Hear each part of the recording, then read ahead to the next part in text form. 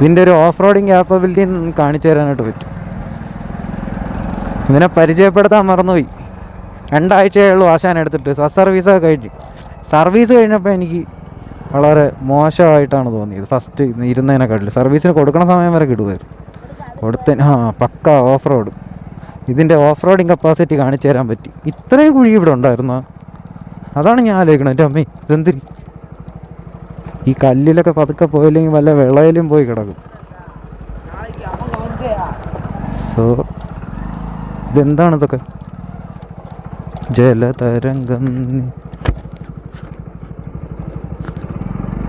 വണ്ടിയുടെ off roading നിങ്ങൾക്ക് കൃത്യമായിട്ട് കാണാൻ പറ്റും.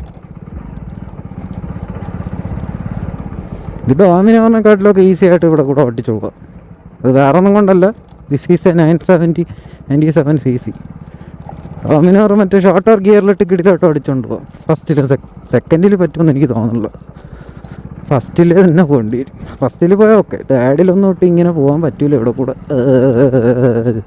ആകെ മൊത്തം ചെറുക്കും കാര്യങ്ങളൊക്കെ അടിച്ച് വണ്ടി നാശവും. സോ അങ്ങനെയുള്ള പരിപാടികളാണ്. ഇതിൻ്റെ മൊത്തത്തിലുള്ളൊരു റിവ്യൂ കാണിച്ചു തരാൻ പറ്റും ഇവിടെ വന്നു കഴിഞ്ഞാൽ. പിന്നെ എൻ്റെ നാടാണ്, ഇവിടെ വരാമെന്ന് വിചാരിച്ചു. ഒരുത്തൻ്റെ ശല്യം ഇല്ലാതെ. ഇവിടെ